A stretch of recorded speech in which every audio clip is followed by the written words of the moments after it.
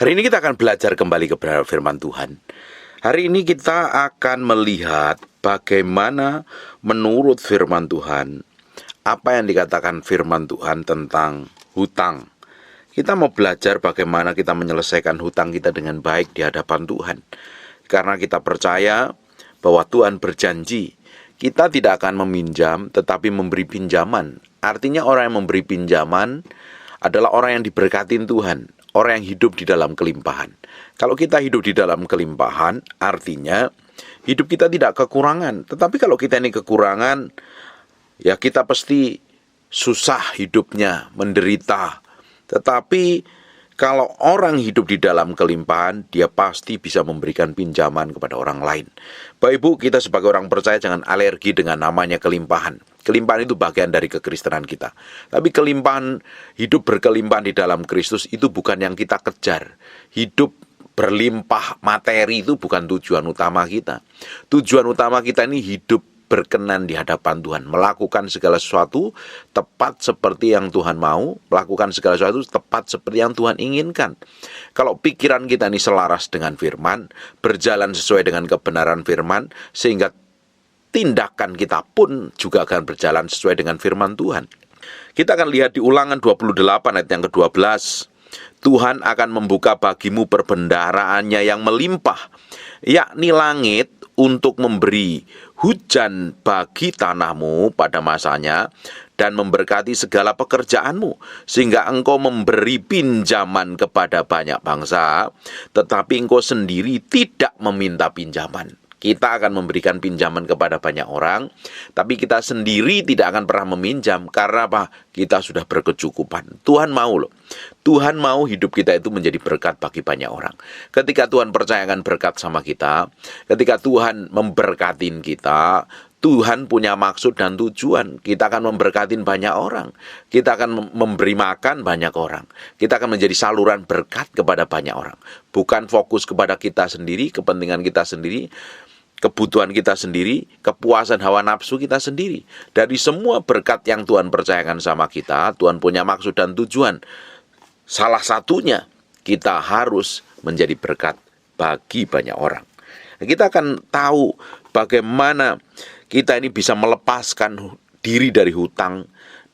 Kalau Bapak Ibu sekarang ini sedang terjerat hutang, engkau ingin lepas dari hutang, kita harus memiliki sikap hati yang benar dulu. Kalau kita ini memiliki sikap hati yang benar, seperti yang Tuhan kehendaki, kita akan tahu tindakan apa yang kita lakukan sesuai dengan apa yang Tuhan mau. Tapi kalau sikap hati kita ini nggak benar di hadapan Tuhan tentang masalah hutang ini, maka tindakan kita pun tidak sesuai dengan apa yang Tuhan mau. Jadi semua yang kita lakukan, yang kita kerjakan ketika kita ini sedang hari ini terjerat oleh hutang dan berbagai hal yang menyesakkan, kita harus tahu dulu apa kata Tuhan tentang hutang. Apa yang harus kita lakukan seperti yang Tuhan mau, seperti yang Tuhan inginkan, sehingga tindakan kita ini sesuai dengan apa yang Tuhan inginkan. Kalau tidak, hidup kita ini akan sembarangan dan sembrono loh. Kita akan bertindak semau kita sendiri. Kita akan melakukan segala sesuatu semau kita sendiri, sehingga tidak berkenan di hadapan Tuhan. Sekarang buka di Mazmur pasal yang ke-37 ayat yang ke-21. Orang fasik meminjam dan tidak membayar kembali, tetapi orang benar adalah pengasih dan pemurah. Kita tahu bahwa hutang harus kita bayar, karena hutang adalah satu kewajiban kita untuk mengembalikan kita, karena kita ini meminjam hartanya orang lain. Kalau kita sudah meminjam, nggak mau membalikan, kita itu termasuk orang fasik, orang yang hidupnya tidak berkenan di hadapan Tuhan. Tapi karena kita ini adalah orang benar, kita harus tahu kalau kita meminjam, kita harus mengembalikan. Karena orang fasik meminjam dan tidak membayar kembali, tetapi orang benar adalah pengasih dan pemurah. Kita bukan orang fasik. Kalau kita orang benar, kita akan membayar semua pinjaman yang pernah kita pinjam. Yang jadi masalahnya bagaimana cara membayarnya. Hari ini banyak orang susah bayar hutang, terjerat hutang, bahkan terlilit utang, sampai rasanya berat sekali. Saya pun juga pernah berada di posisi itu. Saya pernah terjerat hutang, saya pernah memiliki hutang yang banyak sekali. Tapi puji Tuhan, Tuhan cukupin, Tuhan beresin sampai hari ini. Makanya sampai hari ini saya hidup berkemenangan atas hutang. Dan jangan pernah sekali-kali Bapak Ibu berhutang kembali. Kalau engkau berhutang, engkau sedang memberi hidupmu diperbudak pada orang yang meminjami. Karena siapa yang berhutang, dia akan menjadi pihak, menjadi budak orang yang memiutanginya.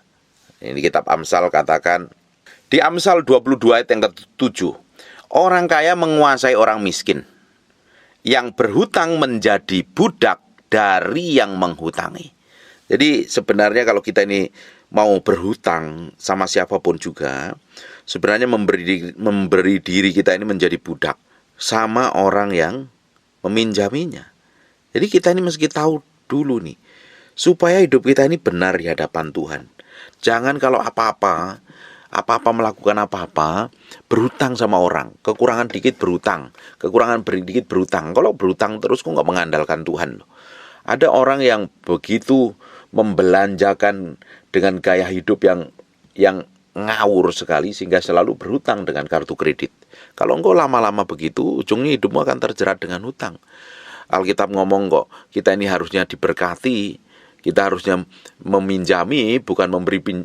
Kita ini harusnya menjadi berkat, bukan meminjam, tetapi memberi pinjaman kepada banyak orang.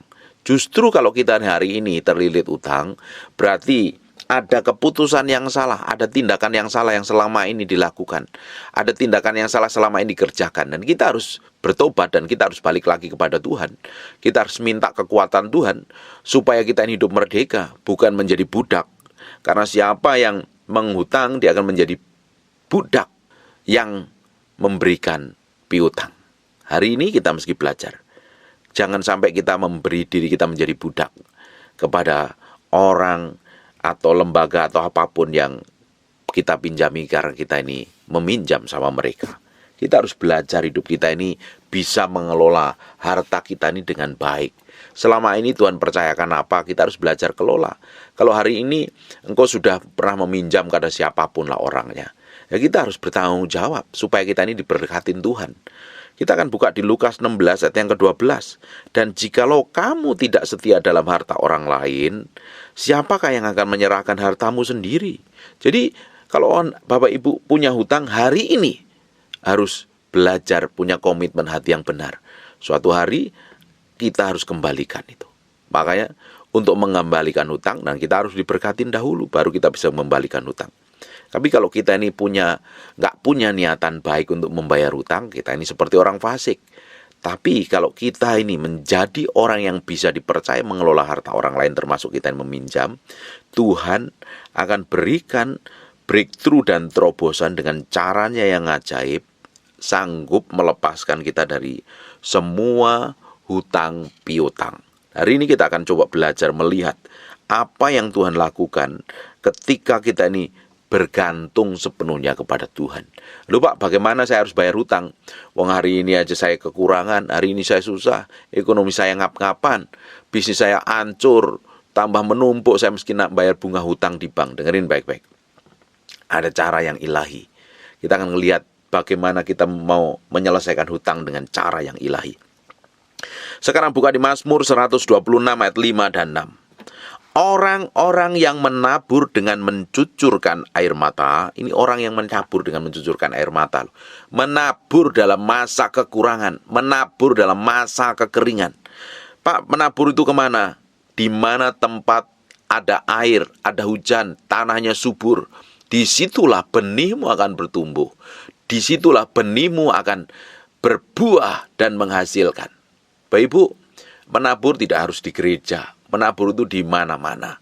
Terutama hari ini kalau ada orang yang kesusahan di sekitarmu, beri makan dia, bantu dia. Menabur itu di tempat dimanapun juga. Jangan percaya kalau menabur harus di gereja. Itu kalau pendeta ngomong begitu, itu artinya pendeta itu serakah dan mata duitan. Penabur itu di mana-mana, terutama keluargamu yang kekurangan, yang kesusahan, anak-anak yang yatim piatu, para janda yang kekurangan, atau hamba Tuhan yang hidupnya pas-pasan, perlu ditaburin. Dan jauh lebih baik lagi kalau kita ini menabur di tanah yang subur. Tanah yang subur itu seperti apa? Di mana ada hadirat Tuhan, di mana ada kuasa Tuhan mengalir, di mana Bapak Ibu diberkatin Tuhan, tabur di sana. Pak, saya ini naburnya nggak bisa nabur, orang sekarang pas-pasan. Bapak Ibu bisa nabur dengan hal atau apa juga loh. Menabur itu tidak harus uang loh. Menabur bisa dengan berbagai macam hal, dengan kebaikan, dengan makanan, mungkin dengan baju, dengan apapun juga. Dalam kondisi susah, dalam kondisi kekurangan, belajar nabur. Sekalipun itu berat sekali. Tapi ada hukum. Barang siapa menabur, dia akan menuai. Itu hukum. Kalau kita ini menabur dengan mencucurkan air mata, saya pernah lakukan ini dalam kondisi kita kekurangan. Saya sama istri saya bangkrut, usaha kita habis semuanya. Emas habis dijual, tabungan habis semuanya, investasi habis kita ambil, kita tarik, dan kita cukupin, kita mau bayar untuk menutupin hutang-hutang kami.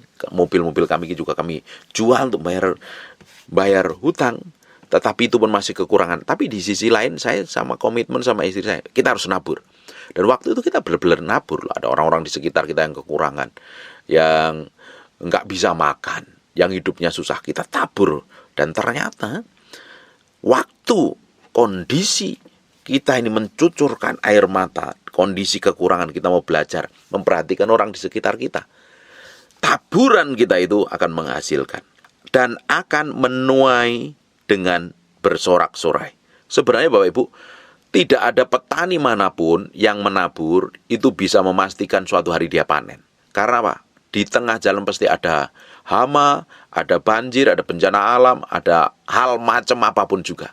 Tetapi bagi kita di Mazmur 126 ayat 5 dan 6 ngomong begini, orang-orang yang menabur dengan mencucurkan air mata akan menuai dengan bersorak-sorai. Pasti menuai dengan bersorak-sorai. Ada jaminan di dalam Tuhan. Orang yang berjalan maju dengan menangis sambil menabur benih. Loh, ini berjalan hari-hari aja merasanya itu berat, nangis loh. Sudah berat hidupnya. Sudah tertekan. Ngalami himpitan persoalan. Nangis rasanya sudah kehabisan air mata. Jerit rasanya suaramu sudah habis. Berdoa sudah kehabisan kata-kata. Dengarkan baik-baik Bapak Ibu. Orang yang menabur dengan mencucurkan air mata dan akan menuai dengan bersorak-sorai. Orang yang berjalan maju dengan menangis sambil menabur benih pasti pulang dengan bersorak-sorai sambil membawa berkas-berkasnya. Secara alami kita tidak bisa memiliki kepastian kita ini bisa menuai atau tidak. Atau bisa mungkin karena kita ini juga mengalami gagal panen karena bencana alam, hama dan lain sebagainya. Tetapi Alkitab berjanji kita akan pulang bersorak-sorai sambil membawa berkasnya. Artinya pasti kita akan menuai di dalam Tuhan. Benih yang kita tabur itu akan dilipat gandakan oleh Tuhan. Dan kita akan menuai dengan hasil yang luar biasa. Ini penting dulu. Kalau engkau hari ini tertekan, hutangmu banyaknya bukan main. Terjerat hutang. Hidup, biasanya orang-orang yang terjerat masih tetap Tuhan pelihara kok. Saya dalam kondisi bangkrut pun Tuhan pelihara. Sekalipun just enough, hanya cukup buat makan. Hanya cukup untuk kebutuhan hari-hari. Tapi Tuhan pelihara dengan caranya yang baik. Dari semua berkat yang Tuhan berikan, jangan dimakan semuanya. Jangan dimakan. Dari setiap kita terima berkat, setiap harinya, setiap bulannya, jangan dihabisin untuk makan, untuk kebutuhan makan. Ada benih yang kita pakai untuk makan. Buka bersama saya sebentar di 2 Korintus pasal yang ke-9, ayat yang ke-10. Ia menyediakan benih bagi penabur. Tuhan itu selalu sediakan benih. Apapun yang hari ini kita alami, kita kekurangan mungkin, kita hidup punya hutang, terjerat hutang, mengalami bangkrut, tetap Tuhan benih. Ia menyediakan benih bagi penabur dan roti untuk dimakan. Ia juga akan menyediakan benih bagi kamu dan melipat gandakannya dan menumbuhkan buah-buah kebenaran-Mu.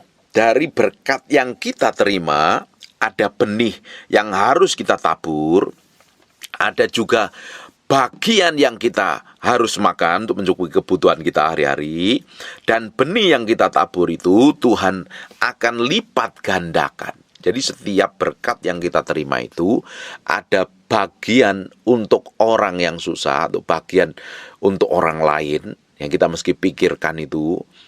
Dan ada bagian yang harus kita tabur, ada bagian yang harus kita makan untuk kebutuhan kita. Dari semua berkat yang Tuhan percayakan kepada kita itu ada bagian untuk orang-orang yang susah dan berkekurangan. Di sisi lain juga harus ada bagian berkat yang harus kita taburkan, supaya taburan tadi itu dilipat gandakan Tuhan. Kalau lama ini kita terima berkat hanya buat kita kebutuhan kita makan, kita habisin buat kita sendiri, kita tidak akan didapati menjadi orang yang melakukan tepat bertanggung jawab seperti yang Tuhan mau. Bahwa kita ini adalah bendaharanya Tuhan. Kita ini akan mengelola semua yang Tuhan percayakan dalam kehidupan kita. Kita ini bukan pemilik, kita ini pengelola. Yang pemiliknya itu adalah Tuhan. Tuhan hanya percayakan berkat sama kita saja. Kalau Tuhan bilang tabur, tabur. Kalau Tuhan bilang itu berkat buat kamu, buat makan, pakai makan. Dan Tuhan akan berkatin kita. Loh, berkat yang mana yang Tuhan lipat gandakannya? Adalah berkat yang kita jadikan benih untuk kita tabur. Itulah yang Tuhan akan lipat gandakan, memberkati hidup kita. Sekarang buka di Kejadian 26 ayat 12 sampai 13. Maka menaburlah Ishak di tanah itu, dan dalam tahun itu juga ia mendapat hasil 100 kali lipat. Sebab ia diberkati Tuhan, dan orang itu menjadi kaya, bahkan kian lama kian kaya, sehingga ia menjadi sangat kaya. Ini ayat ini sangat disukain semua orang, tetapi orang lupa sukanya, dan orang itu menjadi kaya, bahkan kian lama kian kaya, sehingga ia menjadi sangat kaya. Dia lupa yang awalnya. Maka menaburlah Ishak di tanah itu, dan dalam tahun itu juga ia mendapat hasil 100 kali lipat. Double porsi. Tuhan lipat gandakan dari benih yang dia tabur itu. Tuhan akan memberkati taburan kita. Tuhan akan memberkati kita dengan caranya yang ajaib. Ada bagian yang harus kita lakukan. Kalau engkau hari ini hutangmu banyak, belajar nabur. Nabur itu nggak harus sama pendeta. Nabur itu nggak harus sama saya. Bapak Ibu bisa nabur di sekitarmu dulu.